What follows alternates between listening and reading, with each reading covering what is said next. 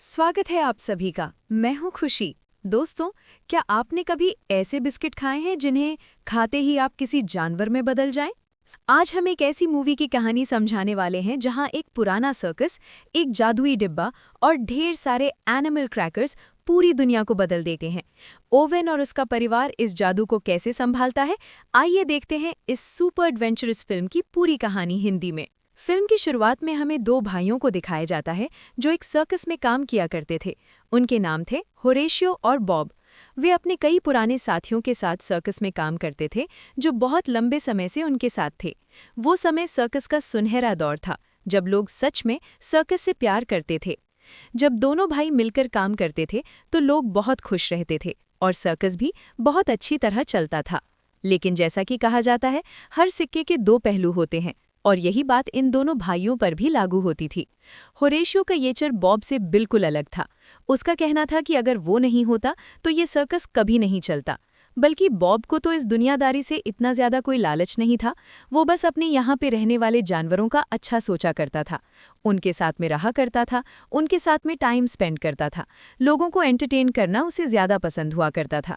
एक दिन की बात है, यहाँ पे एक फॉर्चून टेलर जिसका नाम एस्मेराल्डा था, एक लड़की को लेकर आती है जिसका नाम टालिया था। वो इन दोनों को कहती है कि क्या तुम इसे काम पर रख सकती हो, और टालिया के तो आते ही मानो ये दोनों अपने होश गवा बैठते हैं और टालिया को सर्कस में एंट्री दे देते हैं। होरेशियो को जब मौका मिलता वो टालियों को इम्प्रेस करने की कोशिश करता था, लेकिन टालिया अपनी आंखों से देख पा रही थी कि होरेशियो बहुत ही बेकार आदमी है। और यहीं दूसरी तरफ बॉब, जो कि जानवरों से प्यार करता है, इंसानों का अच्छा सोचता है, उसकी अच्छाई ही टालिया का दिल जीत चुकी थी। बॉब और टालिया एक दूसरे से प्यार करने लगे थे और शादी करने के बारे में सोचते हैं। होरेशियो को जब ये बात पता चलती है तो वो बहुत ज्यादा भड़क जाता है, गुस्से में आ जाता है। एस्मेराल्डा और बाकी सारे लोग भी बहुत खुश थे। बॉब के सामने अब एक ऑप्शन रखा जाता है कि या तो वो अपने भाई को चुने या फिर टालिया को चुने। बॉब कुछ सोचने के बाद में टालिया को ही चुनता है। सारे लोग बहुत खुश थे वेडिंग के अंदर और सभी उन्हें काफ़ी सारे गिफ्ट ही देते हैं। एस्मेराल्डा भी इन दोनों को एक गिफ्ट देती है जो कि एक छोटा सा वुडन बॉक्स था, जिसके बाद ये दोनों ही मिलकर एक नया सर्कस ओपन कर लेते हैं। बाकी सारे सर्कस तो थोड़े नॉर्मल हुआ करते थे, लेकिन ये सर्कस तो दिन ब दिन रोज नई नई चीजें करा करता था। ऐसे ऐसे स्टंट जो कि आज से पहले किसी भी जानवर ने किए ही नहीं हो, मानो कि जैसे कोई बहुत बड़ी मिस्ट्री छुपी हो इसके अंदर। बॉब का एक नेफ्यू हुआ करता था जिसका नाम ओवन था। वो हमेशा से ही इस सर्कस को देखा करता था और उसे जानवरों के स्टंट बहुत पसंद थे। बचपन के अंदर ही ओवन एक लड़की से मिलता है जिसका नाम जोई था। जोई कोई आम लड़की नहीं थी, बल्कि एक बहुत बड़े बिजनेसमैन वुडलिन की बेटी थी। देखते ही देखते वो दोनों अच्छे दोस्त बन जाते हैं और बड़े भी साथ में ही होते हैं। ओवन भी देखते ही देखते अब अपने अंकल बॉब के सर्कस में काम करने लग गया था, क्योंकि उसे वो सर्कस बहुत ज्यादा प्यारा था। जिसके बाद अब वो जोई को भी प्रपोज कर देता है शादी के लिए। जोई तो हमेशा से ही ओवन से प्यार किया करती थी और सर्कस में वापस से सारे लोग खुश हो जाते हैं कि चलो हमारे बीच अभी एक और नया कपल आ गया। मिस्टर वुडली को ये बात बिल्कुल बर्दाश्त नहीं थी कि उनका दामाद एक छोटा मोटा सर्कस चलाए, इसीलिए वो जोई को मना कर देते हैं और अपने साथ में ओवन को भी ले जाते हैं। मिस्टर वुडली की एक फैक्ट्री थी डॉग फूड की, जो कि बहुत ही बड़ी थी। वो ओवन को कहते हैं कि अगर तुम्हें मेरी बेटी से शादी करनी है तो तुम्हें ये सर्कस छोड़ना पड़ेगा। मैं तुम्हें ऑफर देता हूँ, साथ आकर काम करो, मैं तुम्हें अच्छी तनख्वाह और एक रिस्पेक्टफुल लाइफ दूंगा। ओवन अब जोई को चाहता था, इस चक्कर में उसे सर्कस छोड़ना पड़ता है। अब तक ओवन को काम करते करते काफ़ी साल हो चुके थे। लगभग 7 साल से वो यहीं काम कर रहा था, जहाँ पे उसका काम सिर्फ और सिर्फ ये कुत्तों के बिस्किट को टेस्ट करना था कि आखिर वो सही बने हैं या नहीं बने। उसे इस काम से नफरत होने लगी थी। जोई भी इसी के साथ काम किया करती थी। ये हस्बैंड वाइफ एक दूसरे से बहुत प्यार करते थे, लेकिन ओवन को ये अपनी जॉब बिल्कुल भी नहीं पसंद थी। एक दिन एक एम्प्लॉय इनके पास आके बताती है कि उसने एक नए तरीके का बिस्किट बनाया है जो कि बिल्कुल ह्यूमन फूड जैसा है, क्योंकि कुत्तों को ह्यूमन फूड बहुत ज़्यादा पसंद है। जैसे ही वो इस बिस्किट को बना देती है और ओवन को वो टेस्ट करने के लिए कहती है, तो ओवन के तो टेस्ट करते ही हालत ख़राब हो जाती है। उसके चेहरे का रंग बदल जाता है, उसका जी खराब हो जाता है, क्योंकि ये बिस्किट बिल्कुल भी अच्छा नहीं बना था। यहाँ पे एक और एम्प्लॉय था जिसका नाम ब्रूक था और वो ओवन से बहुत ज़्यादा चिढ़ा करता था कि आखिर ऐसे इतनी अच्छी पोस्ट मिली तो मिली कैसे। वो हमेशा जोई को और साथ ही में मिस्टर वुडले को भी इम्प्रेस करने की कोशिश किया करता था। वो जोई को बुलाने के लिए आता है एक बोर्ड मीटिंग के लिए। जब यहाँ पे मिस्टर वुडली आते हैं तो ये फूड फैक्ट्री की जो शेफ है वो उन्हें अपना आइडिया बताती है और हैंड टू हैंड नए बिस्किट बना के दिखाती है। लेकिन तभी यहाँ पे ब्रूक एक गड़बड़ कर देता है और मशीन को खराब कर देता है। इसी चक्कर में बहुत बड़ा ब्लास्ट हो जाता है ओवरहीट के चलते, और ये सब बिस्किट के अंदर नहा लेता है, जिस चक्कर में मिस्टर वुडली बहुत ज़्यादा गुस्सा करते हैं। जिसके बाद में सीन अब होरेशो के ऊपर शिफ्ट हो जाता है, क्योंकि काफ़ी साल बीत चुके थे तो उसका सर्कस भी बंद हो चुका था। क्योंकि बॉब का सर्कस बहुत अच्छी तरीके से चलता था, क्योंकि वो जानवरों से बहुत प्यार करता था, और होरेशियो को खुद में घमंड था। इसी चक्कर में उसका काम कभी नहीं चल पाया। तो वो जानना चाहता था कि आखिर बॉब का सर्कस इतना अच्छी तरीके से क्यों चल रहा है। रात होने पे वो बॉब और टालिया के ड्रेसिंग रूम में जाता है छानबीन करने के लिए। तभी वहाँ पे एक डॉग और कैट आ जाते हैं, जो कि होरेशियो के ऊपर अटैक कर देते हैं चोरी करते हुए देखकर। गलती से वहाँ आग लग जाती है। होरेशियो उस आग को बुझाने की बजाय वहाँ से भाग जाता है, और देखते ही देखते पूरा सर्कस ऑलमोस्ट आग में जल जाता है। होरेशियो अपने एक आदमी जुकीनी के साथ में भाग चुका था। हम ओवन और जोई को देखते हैं, जो कि अपना काम खत्म करके घर पे आए थे। हम यहाँ देखते हैं कि इनकी एक बेटी भी है जिसका नाम मैक है। इसी वक्त ओवन को एक कॉल आता है कि उसके अंकल बॉब के सर्कस में आग लग गई है। साथ ही में सबसे बुरी बात तो ये थी कि उसे ये पता चलता है कि अंकल बॉब और आंटी टालिया मारे गए हैं, क्योंकि सर्कस जब जल गया था तो वो अंदर ही थे। इस बात से उसे बहुत ज़्यादा दुख होता है। वो फटाफट से सर्कस आते हैं, जहाँ पे सारे लोग एक साथ में बैठे थे और इस चीज़ का शोक बना रहे थे, यानी कि बॉब और टालिया को याद कर रहे थे। होरेशो भी यहाँ पे झूठा मूठा आके खुद का शोक जताने लगता है कि कैसे उसे बहुत दुख है उसके भाई के मरने पे। लेकिन असली बात तो ये थी कि इसी के चक्कर में तो उसका भाई मरा था। वो यहाँ पे आके इतने दुख भरी घड़ी के अंदर कहता है कि बॉब ने सारे सर्कस को चुराया था। तो अब आज के बाद बॉब के मरने से ये सर्कस उसका हुआ, सारी लेगेसी उसकी हुई।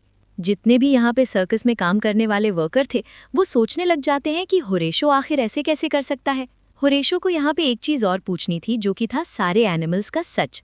आखिर ये एनिमल्स आते कहाँ से थे और इतना भयंकर स्टंट करते कैसे थे। जब यहाँ का कोई भी इंसान सर्कस के बारे में नहीं बताता, एनिमल्स के बारे में नहीं बताता, तो होरेशो अपने आदमियों से इन सर्कस के लोगों के ऊपर अटैक करवा देता है। देखते ही देखते यहाँ पे बहुत भयंकर वाला झगड़ा हो जाता है। ओवन अपनी वाइफ जोई और बेटी को लेके यहाँ से निकल जाता है, लेकिन जैसे ही वो जा रहा था तभी वहाँ पे डॉग और कैट आते हैं, जिसने होरेशो के ऊपर अटैक भी किया था। वो अपने मुंह के अंदर वही मैजिकल बॉक्स लेके आते हैं, वुडन बॉक्स, और ओवन को दे देते हैं। ओवन को नहीं पता था कि आखिर ये क्या बॉक्स है, ऐसे क्या होता है। बस वो उसे अपने साथ लेके निकल जाता है, और होरेशो का जो आदमी था जुकीनी, वो ये सारी चीज़ें देख लेता है कि आखिर उस डॉग ने ओवन को क्या दिया होगा, और साथ ही में इनका पीछा भी करने लगता है। रास्ते के अंदर ओवन सोचता है कि क्यों ना इस बॉक्स को ओपन किया जाए। जैसे ही वो ओपन करता है तो उसमें काफ़ी सारे एनिमल शेप की छोटी छोटी सी कुकीज़ थीं, लेकिन ये नहीं पता कि आखिर इन कुकीज़ का करना क्या है। उसे ये बात तो याद आ जाती है कि ये बॉक्स एज़रेल्टा ने उसके अंकल आंटी को शादी के टाइम पे दिया था। अब उसकी बेटी कहती है कि क्यों ना मैं इसमें से एक कुकी खा लूं, तो ओवन मना कर देता है कि हमें नहीं पता कि आखिर इसमें किस तरीके का मैजिक है, तो अभी हमें ये नहीं खानी चाहिए। आगे बढ़ते हुए इन्हें एक फ्रूट शॉप दिखता है, जहाँ पे ये दोनों उतर के फ्रूट्स लेने के लिए जा रहे थे। इसी वक्त ओवन के पास में फैक्ट्री से कॉल आता है। बातें करते करते उसका ध्यान नहीं रहता और गलती से वो बॉक्स के अंदर से निकली हुई एक कुकी को खा लेता है, और ये सेम चीज़ जुकीनी देख लेता है, यानी कि ओवन के कुकी के खाते ही वो एक हैमस्टर में बदल चुका था। जुकीनी वहीं पर खड़ा था। जोई और जब उसकी बेटी अंदर आती है और अपने हस्बैंड की जगह एक हैमस्टर को पाती है तो बहुत बुरी तरीके से डर जाती है। ओवन कैसे तैसे करके बिलीव दिलाता है कि ये वो खुद ही है, और ऐसा इसलिए हुआ क्योंकि उसने कुकी खाई थी। मैक को तो अपने फादर बड़े क्यूट लग रहे थे। तभी यहाँ पे जोई उस लेटर को पढ़ती है कि चाहे कुछ भी हो जाए, उसके अंदर की रखी हुई कुकी मत खाना, और बाई चांस अगर कोई खा भी लेता है और अगर कोई गड़बड़ हो जाती है तो सीधा चेस्टरफील्ड के पास में जाना, उसे सब कुछ पता है। अब जोई को गुस्सा आता है। इसी चक्कर में वो फटाफट से चेस्टरफील्ड के पास में भागती है। जुकीनी को तो मजे आ गए थे, क्योंकि उसे सर्कस का राज जो पता चल गया था। वो अपने बॉस होरेसियो को कॉल लगा के सब कुछ बताता है। होरेसियो कहता है कि कुछ भी हो जाए, मुझे वो कुकी बॉक्स चाहिए ही चाहिए। यहाँ पे हम देखते हैं कि जोई को काफ़ी देर से कोई पीछा करता हुआ दिख रहा था। ओवन जब पीछे मुड़ के देखता है तो उसे समझ में आता है कि जब वो हैमस्टर में बदला था तो इसी इंसान ने उसे देखा था। ये ज़रूर होरेसियो का आदमी होगा, लेकिन अभी के लिए तो उसे पीछा छुड़ाना होगा। इसीलिए वो एक बियर का कुकी खा लेता है, जिस चक्कर में वो एक बड़ा सा बियर बन जाता है और जुकीनी को भगा देता है। ये सब सर्कस पहुंच के चेस्टरफील्ड से मिलते हैं। चेस्टरफील्ड अब तक सारी बात बता चुका था कि ये उसके अंकल आंटी का बॉक्स हुआ करता था। इसी की मदद से ये सर्कस में नए नए जानवर बना करते थे और स्टंट किया करते थे। वो जिस शेप का कुकी खाएंगे उसी शेप में बदल जाएंगे। और रही बात इंसान में बदलने की, तो इस बॉक्स में अपने आप ही इंसान का कुकी आ जाता है। आप जैसे ही इस इंसान वाले कुकी को खाओगे तो आप अपने असली फॉर्म में आ जाओगे। सबसे इम्पॉर्टेंट बात तो ये है कि ये एक मैजिकल बॉक्स है। आप इसे जितनी बार भी खाली करोगे ये उतनी बार भर जाएगा कुकीज से। बस आपको अपना ह्यूमन फॉर्म नहीं खोना है। ओवन को जैसे ही अब चेस्टरफील्ड उसका ह्यूमन फॉर्म खिलाता है तो वो एक नॉर्मल इंसान के अंदर बदल जाता है। चेस्टरफील्ड कहता है कि जो उसका अंकल है होरेसियो, वो हमेशा से ही इस बॉक्स के पीछे पड़ा था कि आखिर सर्कस के अंदर ये सारे जानवर बदलते कैसे हैं। तुम्हें कुछ भी करके बस इस बॉक्स का ध्यान रखना है। यहाँ जुकीनी होरेसियो के पास आता है बिना बॉक्स लिए। इस चक्कर के अंदर होरेसियो बहुत ज्यादा भड़क जाता है और अपने पुराने दिनों को याद करने लगता है कि कैसे आजनाल्ड ने हमेशा से ही उसके साथ में बुरा किया है। बॉब को वो बॉक्स कभी देना ही नहीं चाहिए था, लेकिन वो बॉक्स बॉब को मिला, जबकि मुझे मिलना चाहिए था। अब तो मैं वो बॉक्स लेके ही रहूंगा। अब वो जुकीनी को कहता है कि चाहे कुछ भी हो जाए वो बॉक्स मुझे लाके दो, और जुकीनी उसी बॉक्स को लाने के लिए निकल जाता है। रात होने पे सारे सर्कस के लोग एक साथ में बैठे थे। ओवन, जोई और उसकी बेटी भी यहीं पे थीं। यहाँ पे चेस्टरफील्ड बताता है कि कैसे बॉब और टैलिया के जाने के बाद में अब जो नए ओनर बने हैं वो ओवन और जोई हैं, क्योंकि वही उनके वारिस थे। तो इस चीज़ को सेलिब्रेट करना चाहिए और एक अच्छा सा जश्न रखना चाहिए। ओवन इस चीज़ से मना कर देता है, लेकिन जोई इस चीज़ के लिए इंटरेस्टेड थी कि क्यों ना ये लोग भी वापस से नया सर्कस खोलें। जोई कहती है कि अब से मैं ही इस सर्कस को चलाऊंगी अगर तुम मेरी बात नहीं मानोगे तो। मन से तो ओवन को भी यही काम करना था, लेकिन असल में उसे अपने फादर इन लॉ से बहुत ज़्यादा डर लग रहा था कि उसे वो काम करना ज़्यादा ज़रूरी है। अगले दिन फटाफट से सारे लोग सर्कस को फिर से रेनोवेट करने के लिए लग जाते हैं और ओवन फैक्ट्री में चला जाता है, जहाँ पे वो वही बिस्किट वाला काम करता रहता है। इस बात से वो बहुत ज़्यादा परेशान था। जोई और बाकी सारे लोगों ने मिलके पहले से भी बहुत अच्छा सर्कस खड़ा कर लिया था और वापस से इसकी ग्रैंड रीओपनिंग हो रही थी। ये फंक्शन में आने के लिए वो बार बार में ओवन को भी कहते हैं और बहुत ज़्यादा मनाने के बाद में ओवन भी यहाँ आने के लिए तैयार हो जाता है। सर्कस के अंदर अब शो शुरू हो जाता है, लेकिन पहले जैसी बात नहीं थी। लोग बहुत ज़्यादा बोर हो रहे थे। उन सबको तो जानवरों का स्टंट देखना था। सारे लोग तो अब यहाँ पे एनिमल स्टंट की बार बार में कह रहे थे कि हमें तो वही देखना है, हम वही तो देखने आए हैं। लोगों का ये शोर मचता हुआ देखकर और ये सर्कस पिटता हुआ देखकर इन्हें लगता है कि शायद इन्हें कुछ तो करना ही पड़ेगा। अब छोटी सी बच्ची मैक अपने फादर ओवन को कहती है कि आप ये कुकी खाइए और कुछ ना कुछ तो स्टंट करके दिखाइए। ओएन बात मान जाता है क्योंकि ये पहला शो था रीओपनिंग का, इसीलिए वो एक कुकी खा लेता है और देखते ही देखते अलग अलग एनिमल्स में बदलना शुरू करता है। तब तो यहाँ पे स्टंट की लाइन लग जाती है। इतना सुंदर एक्ट देख के तो मानो सारी ऑडियंस पागल हो जाती है कि क्या बात है, इस सर्कस में अभी भी उतने ही अच्छे अच्छे स्टंट्स होते हैं। ये शो सुपरहिट रहा और ओएन वापस से अपने असली फॉर्म में आ गया। जैसे उसके अंकल बॉब हुआ करते, वो भी बिल्कुल वैसा ही है। उसे लोगों को एंटरटेन करना बहुत पसंद था और आखिरकार अब वो भी इसी सर्कस को चलाने में इंटरेस्टेड हो जाता है। ओएन जाके अगले दिन मिस्टर वुडली को बता देता है कि वो अब इस जगह और काम नहीं कर सकता। उसने काफ़ी साल इस जगह को दे दिए, लेकिन अब उसकी ज़रूरत सर्कस में है।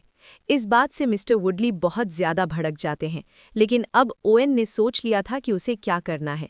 बाहर जाते जाते उसे ब्रूक मिलता है, जो कि उसे बहुत चढ़ाता है।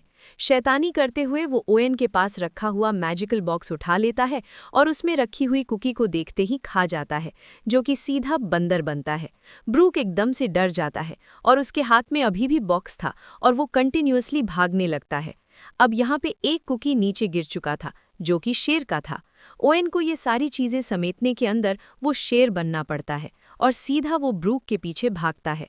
अब तक यहाँ पे जुकीनी भी आ चुका था। वो इनके पीछे पड़ा हुआ था, बार बार में बॉक्स को लेना चाहता था। कैसे तैसे करके ओएन, जो कि एक शेर बना हुआ था, वो उसे डरा के यहाँ से भगा देता है।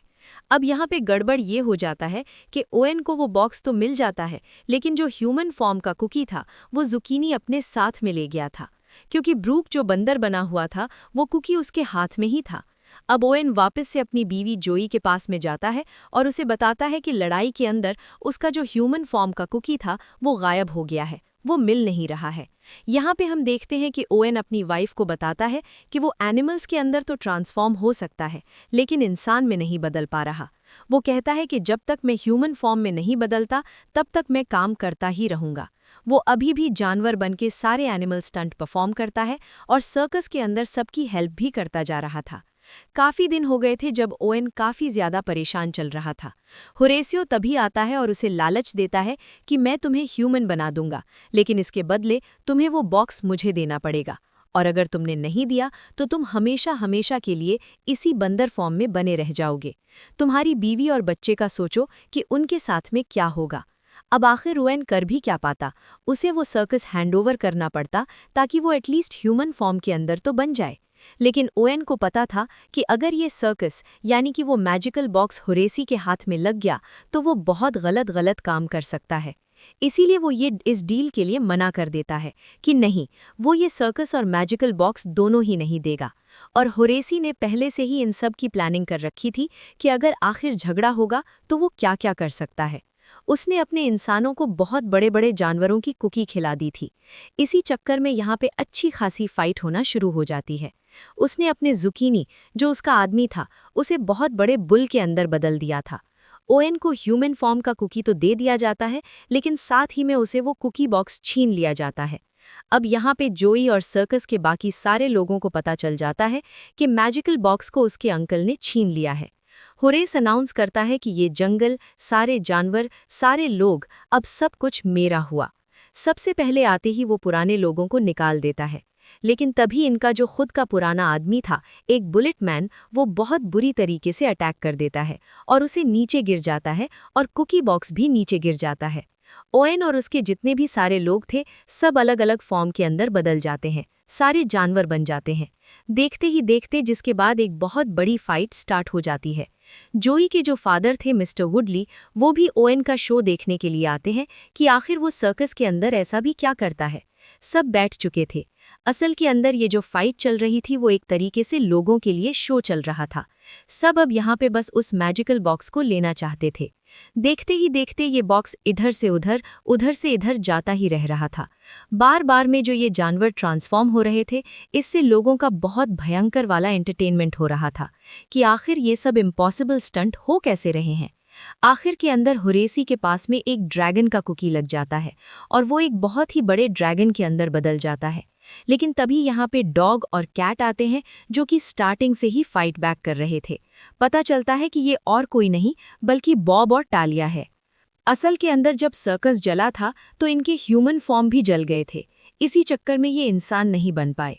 बॉब और टालिया अपने भाई होरेसियो को मना करते हैं कि तुम ऐसा नहीं कर सकते हो, लेकिन होरेसियो अपने घमंड में चूर था, वो बिल्कुल बात नहीं मानता, बल्कि इन दोनों को ही पकड़ के अपने साथ ले जाता है। लेकिन तभी बुलेट मैन बहुत ही भयंकर वाला अटैक करता है और ये सब नीचे आके गिरते हैं। यहाँ पे टालिया, जो कि उसकी आंटी हुआ करती, वो बहुत बुरी तरीके से नीचे गिरती है।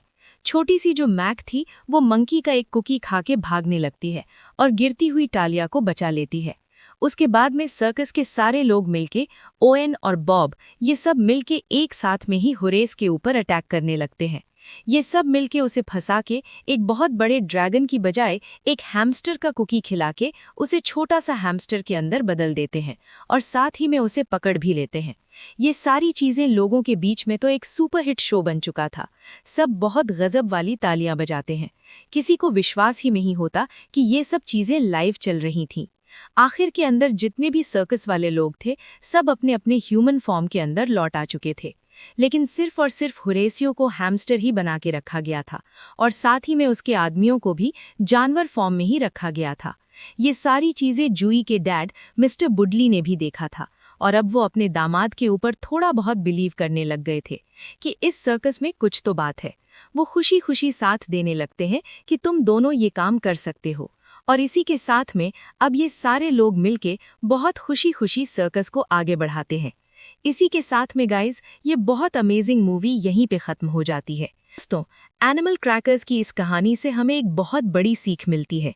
जिंदगी में हमें कई बार ऐसे मौके मिलते हैं जहां एक तरफ पैसा होता है और दूसरी तरफ हमारे सपने और हमारी परिवार। ओवेन ने अपनी बोरिंग नौकरी छोड़कर सर्कस को चुना क्योंकि वहीं उसकी असली खुशी थी। इस कहानी की सीख यही है कि दुनिया चाहे कुछ भी कहे, वही काम कीजिए जो आपके दिल को सच्ची खुशी दे, क्योंकि असली जादू हमारे अंदर ही होता है।